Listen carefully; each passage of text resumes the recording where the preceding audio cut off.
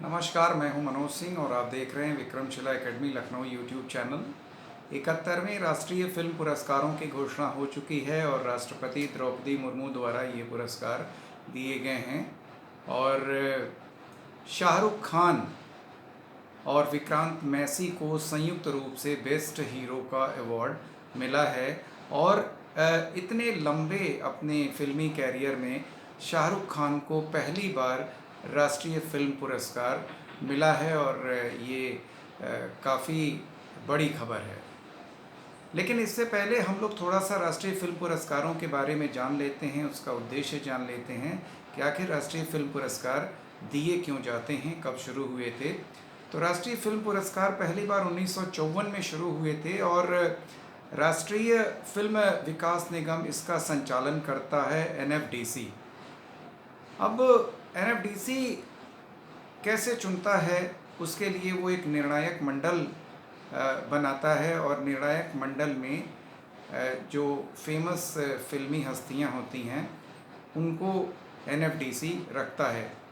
लेकिन उस जो निर्णायक मंडल होता है उस पर न तो सरकार का कोई नियंत्रण होता है और न ही NFDC का कोई नियंत्रण होता है।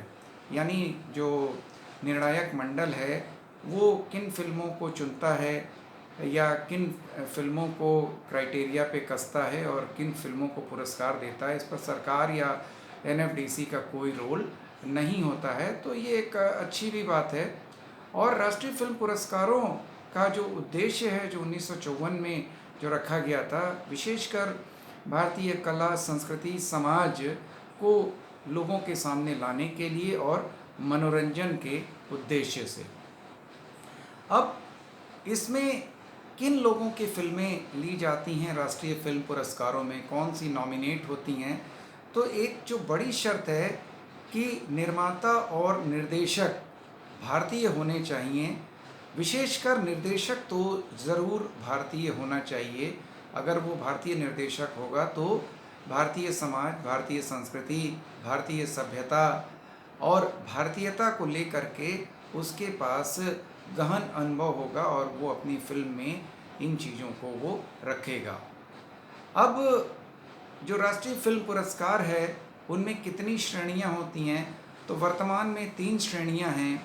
पहली जो श्रेणी है फीचर फिल्म की, और दूसरी श्रेणी है गैर फीचर फिल्म की, और तीसरी श्रेणी है सिनेमा पर सर्वश्रेष्ठ लेखन।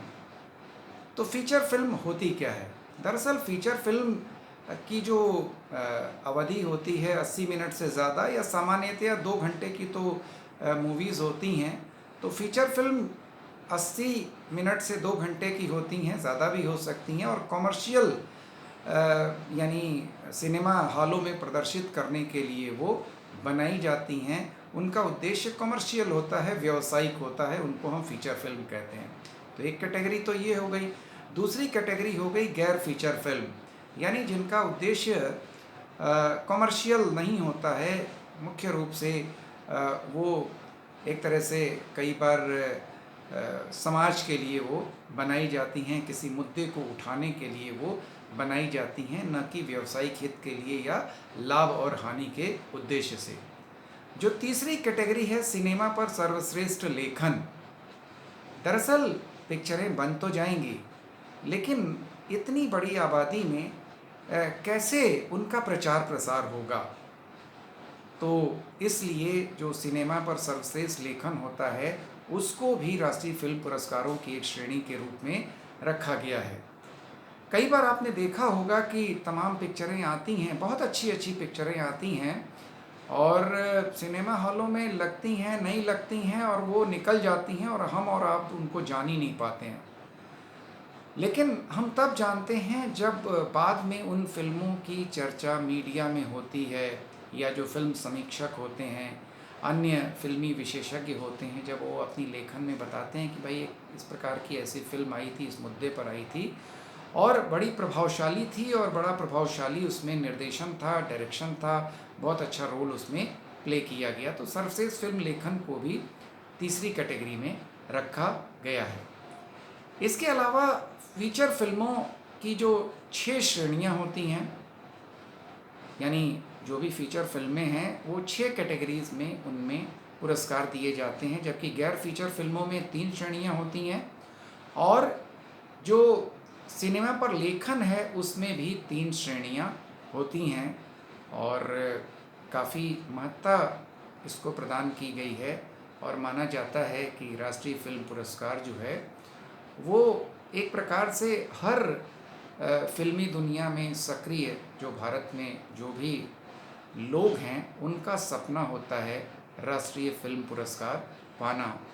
और चूँकि शाहरुख खान से तो सभी परिचित हैं, किंग खान बहुत सफल रहे बॉलीवुड में, लेकिन अभी तक उनको कोई भी राष्ट्रीय फिल्म पुरस्कार नहीं मिला है और पहली बार उनको राष्ट्रीय फिल्म पुरस्कार मिला और उनकी भावना या उनके इंटरव्यू देखते ही बनते हैं कि किस तरीके से आह्लादित हैं वो राष्ट्रीय फिल्म पुरस्कार पा करके।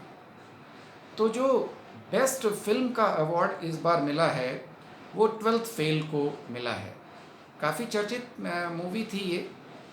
एक आईपीएस हैं मनोज कुमार शर्मा और उनकी धर्मपत्नी श्रद्धा जोशी जो आईआरएस अधिकारी हैं वर्तमान समय में, इन दोनों की रियल कहानी पर था कि किस तरीके से मनोज कुमार शर्मा एक निम्न मध्यम वर्गीय परिवार से थे, गांव से थे और 12वीं में वो फेल हो गए। संघर्ष किया उन्होंने, एक सपना देखा और किस तरीके से दिल्ली में आकर के उन्होंने सिविल सर्विसेज की तैयारी करी और अपने सपने को पूरा किया, सफल बन करके दिखाया और देश के लाखों करोड़ों नौजवानों के लिए वे प्रेरणा स्रोत बने इस फिल्म के माध्यम से। तो बेस्ट जो फीचर फिल्म इस वर्ष की राष्ट्रीय फिल्म पुरस्कार में है वो 12th फेल है। लेकिन जैसे कई भारतीय भाषाओं में भी बेस्ट फीचर फिल्म का पुरस्कार दिया जाता है, तो बेस्ट हिंदी जो फिल्म है वो कटहल जैक फ्रूट मिस्ट्री इस फिल्म को मिला है। तो ये दोनों अलग अलग चीज़ें हैं। अगर आपको जानकारी चाहिए कि बेस्ट फीचर फिल्म कौन है तो वो 12th फेल है, लेकिन अगर लैंग्वेज की कैटेगरी में अगर देखा जाए तो बेस्ट हिंदी फिल्म कटहल जैक फ्रूट मिस्ट्री। इसके अलावा जो बेस्ट हीरो का जो राष्ट्रीय फिल्म पुरस्कार मिला है वो 2 लोगों को संयुक्त रूप से मिला है। शाहरुख खान को उनकी फिल्म जवान के लिए और जो दूसरे सह विनर हैं वो हैं विक्रांत मैसी, उनकी फिल्म 12th फेल के लिए, जिसको बेस्ट फिल्म का भी अवार्ड मिला है। इसके अलावा बेस्ट हीरोइन का जो पुरस्कार है रानी मुखर्जी को उनके बेहतरीन अभिनय के लिए, जो उनकी फिल्म है मिसेस चटर्जी वर्सेस नॉर्वे के लिए। अब इन दोनों मूवीज़ जैसे जवान को डायरेक्ट किया था, जो जवान के जो डायरेक्टर थे वो एटली कुमार थे और इसके अलावा 12th फेल के जो डायरेक्टर हैं वो विधु विनोद चोपड़ा। और रानी मुखर्जी ने जिस फिल्म में बेस्ट हीरोइन का अवार्ड पाया है मिसेस चटर्जी वर्सेस नॉर्वे, उस फिल्म के डायरेक्टर हैं आशिमा छिब्बर। ये काफ़ी चर्चित रही मिसेस चटर्जी वर्सेस नॉर्वे। दरअसल ये एक सच्ची घटना पर आधारित है। साल 2000 में एक जो सागरिका थी बंगाल की, वो अपने पति अनुरूप भट्टाचार्य के साथ नॉर्वे में गई थीं और नॉर्वे का चूँकि बच्चों को पालने का नियम अलग है। हमारे यहाँ जैसे बच्चों को उनको हाथ से खाना खिलाया जाता है, माता पिता अपने साथ उनको सुलाते हैं, लेकिन जो नॉर्वे का जो बाल अधिकार या वहाँ का जो संस्कार है वो अलग तरीके के हैं। और ये जो दोनों पति पत्नी थे, इन दोनों ने पालन पोषण, चूँकि भारतीय थे तो भारतीयों की तरह पालन पोषण किया, हाथ से अपने बच्चे को लाड़ दुलार दिखा के खिलाना, बच्चे को अपने बेड पे सुलाना, कभी डांट डपट भी कर देना गलती करने पर। तो इन दोनों दंपतियों को पड़ोसी ने, जो नॉर्वेयन था, नॉर्वे का था, उसने शिकायत कर दी वहाँ की सरकार से।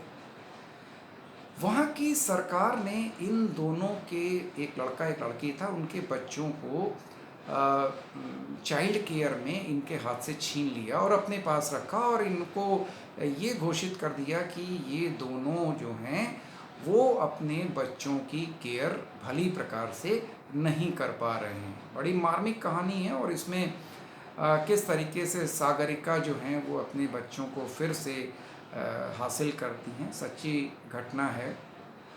और बाद में सागरिका चक्रवर्ती ने एक अपनी आत्मकथा लिखी, जो पूरे घटनाक्रम जिससे वो गुजरी थी, उसकी आत्मकथा का नाम था the journey of a mother. उससे ये जो मूवी बनी है मिसेस चटर्जी वर्सेस नॉर्वे, जिसमें रानी मुखर्जी ने सागरिका चक्रवर्ती का रोल प्ले किया है, और बहुत शानदार रोल प्ले किया है, और उसके लिए उनको बेस्ट एक्ट्रेस का पुरस्कार मिला है। तो ये है इस बार का राष्ट्रीय फिल्म पुरस्कार, और बेहतरीन फिल्मों को बेहतरीन प्रदर्शन के लिए पुरस्कारों से नवाजा गया है। तो आज के वीडियो में बस इतना ही। अगले वीडियो में हम लोग इसी तरह के किसी नए मुद्दे पर पुनः चर्चा करेंगे। आपसे अनुरोध है कि Vikramshila academy Lucknow YouTube channel को अधिक से अधिक सब्सक्राइब करें, लाइक करें, शेयर करें। नमस्कार, जय हिंद, जय भारत।